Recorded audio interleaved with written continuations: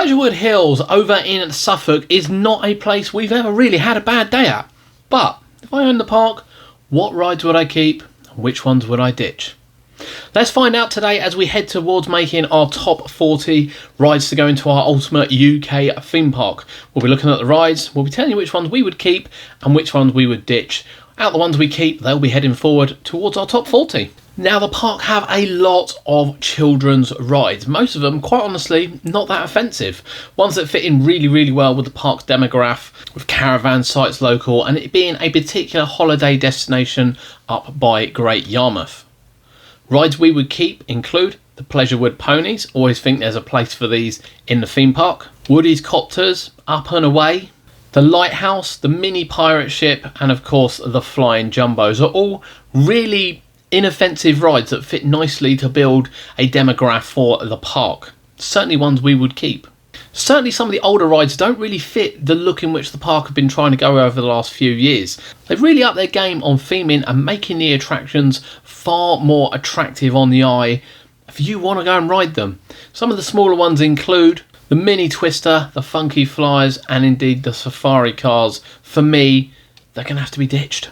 Now, the park have a couple of duplicate rides, really unnecessary duplicate rides. Whilst we would keep the bumper cars down in the newer area, the barnyard sort of area, hyperdrive for us would need to go. Taking up prime position, it would be one I would definitely ditch. This also goes for the trains as well, with us ditching the Pleasurewood Express. Other family rides like the Kite Flyer, I'm a massive fan of this ride as a family attraction. I would definitely keep in the park, along with rides like Woody's Tea Party, which again are quite inoffensive and fit quite well to the demographic of the park. Other rides which the park have picked up over the last couple of years include Moby Dick. I have to say I still don't see the point of this ride, and I think even if I owned the park, this one would be one I definitely ditched. Now, the park do have a few roller coasters as well. Some of them have been recently resurrected, some of them have been brought in from other parks, and one of them is the only one left in the UK, and that is of course Wipeout. I am a massive fan of the Vekoma Boomerang. I think we should be honoured that the park still have it open, and if I owned the park, it would be something I would be keeping in tip-top condition, like I know they do. I know they do a lot of work on this ride, and it is one I would keep in the park. Express are very happy to see not only the retheme of this, but the opening of the old Rattlesnake ride, or other names it's been under as well, but certainly Rattlesnake of recent time. Again, the Express is just a breath of fresh air the whole way that the area has been done, and would definitely be one I kept at the park. Marble Madness, again brought in from Flamingo Land, inoffensive wild mouse ride, suits the park, although in some parks like Chesington we said that Rattlesnake doesn't because of throughput. I think because Pleasurewood Hills has a lower attendance, it works really well there, and of course they have it running at a 1.25 height restriction, which was what the ride was designed at. So again, I'd like to see a little bit more thing, but we're not here for that. I would be keeping the ride. Now, an unpopular one is going to be the Cannonball Express. This ride has been at the park for many years and is an absolute classic, and I thoroughly enjoy riding it. However, I would ditch it. And that's because it has one train. It has a horrendous throughput, even for a quieter park. It's a ride you kind of have to go to first to be guaranteed to get on it. And even then you might wait 15-20 minutes at sort of 10 past 10 in the morning.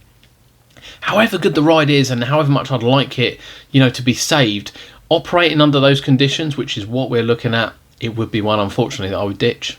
Water rides, we have two. We have the Wave Breaker. Now, I know it's kind of tucked down the back of the park and not that offensive, just seems utterly pointless to me, would be a ride I ditch. However, the work they've done on Water Fun Factory, I think is fantastic. To take essentially a sort of travelling log flume and make it look the way they have, it is definitely something I would keep in the park and is a firm favourite. Of course, Hobbs Pit was ripped out a few years ago, a very ambitious project from the park, and replaced with Rootin' Tootin' Target Trail, which again, I would keep in the park. I think for the area in which it's in and the size of the building, this little ride works really well and attracts the families, which ultimately is something that Pleasurewood Hills is all about. They have a few other as well family attractions, including a wave swing and a pirate ship, both of which I would be keeping. That then leads us to the park's only real thrill ride, which is the Jolly Roger. the incredible drop tower, it really is an incredible drop tower sitting down by Cannonball Express, is a staple at the park. It's not something I could see them getting rid of. I think the ride was only temporary, but I would 100% be keeping it. Now then, there are a few rides here that could end up in our top 40. Which ones would you keep and which ones would you ditch? And indeed, would you have any of these rides in your top 40 theme park? But let us know in the comments, what do you think? Pleasurewood Hills, which rides would you keep or ditch? That's our selection. Let us know yours below. Thank you for joining us. We'll see you next time.